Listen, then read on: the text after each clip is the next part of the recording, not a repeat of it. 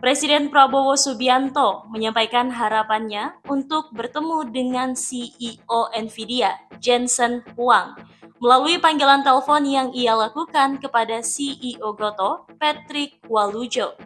Panggilan tersebut terjadi di tengah diskusi acara Indonesia AI Day yang digelar di The Tribrata, Jakarta pada Kamis 14 November.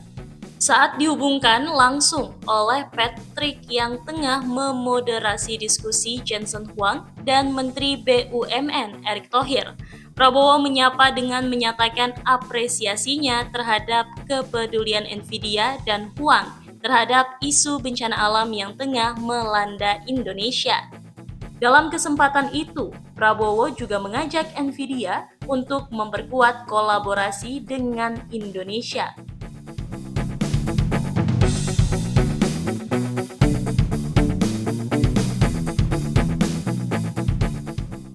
Ia pun mengutarakan keinginannya untuk bertemu langsung dan bertukar gagasan dengan Jensen. Kedatangan Jensen Huang di acara Indonesia AI Day menarik perhatian para pemerhati teknologi di tanah air. Ia kerap dijuluki Taylor Swift-nya bidang teknologi.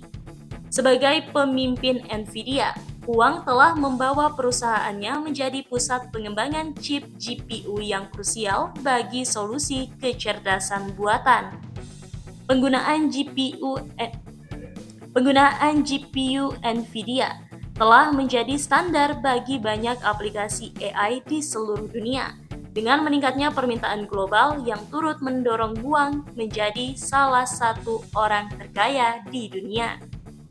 Menurut Anda, berapa banyak perhitungan yang dilakukan kartu grafis Anda setiap detik saat menjalankan video game dengan grafis yang sangat realistis? Apakah 100 juta? Ya, 100 juta kalkulasi per detik diperlukan untuk menjalankan Super Mario 64 dari tahun 1996. Kita memerlukan lebih banyak daya, mungkin 100 miliar kalkulasi per detik. Maka Anda akan memiliki komputer yang dapat menjalankan Minecraft pada tahun 2011. Untuk menjalankan video game paling realistis seperti Cyberpunk 2077, Anda memerlukan kartu grafis yang dapat melakukan sekitar 36 triliun kalkulasi per detik. Jumlah ini sungguh luar biasa besarnya, jadi mari kita coba membuat konsepnya. Bayangkan mengerjakan soal perkalian panjang setiap detik.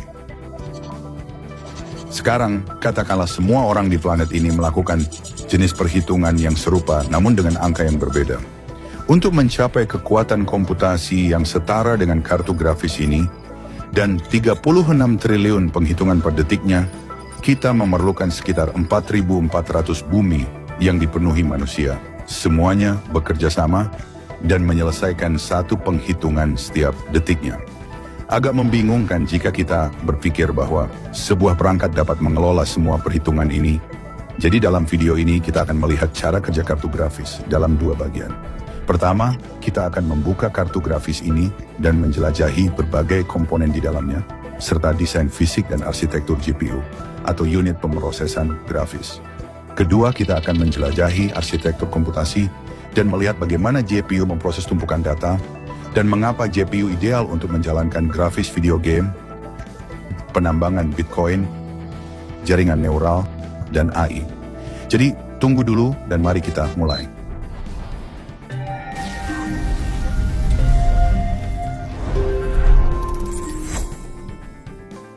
Video ini disponsori oleh Micron yang memproduksi memori grafis di dalam kartu grafis ini. Sebelum kita mendalami seluruh bagian GPU, mari kita pahami dulu perbedaan antara GPU dan CPU.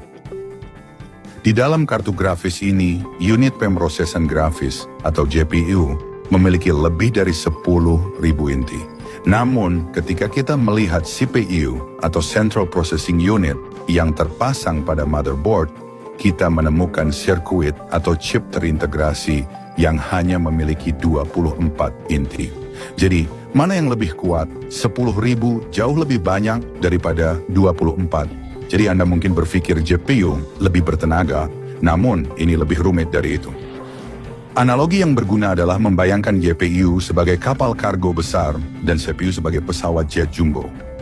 Jumlah kapasitas kargo adalah jumlah perhitungan dan data yang dapat diproses, dan kecepatan kapal atau pesawat adalah kecepatan seberapa cepat perhitungan dan data tersebut diproses. Pada dasarnya, ini adalah trade-off antara sejumlah besar penghitungan yang dijalankan dengan kecepatan yang lebih lambat versus beberapa penghitungan yang dapat dilakukan dengan kecepatan yang jauh lebih cepat. Perbedaan utama lainnya adalah pesawat terbang jauh lebih fleksibel karena dapat mengangkut penumpang, paket, atau kontainer, serta dapat lepas, landas, dan mendarat di salah satu dari puluhan ribu bandara. CPU juga bersifat fleksibel karena dapat menjalankan berbagai program dan instruksi. Namun kapal kargo raksasa hanya membawa kontainer berisi muatan curah dan dibatasi untuk melakukan perjalanan antar pelabuhan. Demikian pula, GPU kurang fleksibel dibandingkan CPU dan hanya dapat menjalankan instruksi sederhana seperti aritmatika dasar. Selain itu, GPU tidak dapat menjalankan sistem operasi atau antarmuka dengan perangkat input atau jaringan. Analogi ini tidak sempurna, namun membantu menjawab pertanyaan, mana yang lebih cepat, CPU atau GPU? Pada dasarnya, jika Anda ingin melakukan serangkaian penghitungan pada tumpukan data, GPU akan lebih cepat dalam menyelesaikan tugas tersebut. Namun, jika Anda memiliki lebih sedikit data yang perlu dievaluasi dengan cepat, maka CPU akan lebih cepat. Selain itu, jika Anda perlu menjalankan sistem operasi atau mendukung koneksi jaringan dan berbagai macam aplikasi dan perangkat keras, maka Anda memerlukan CPU.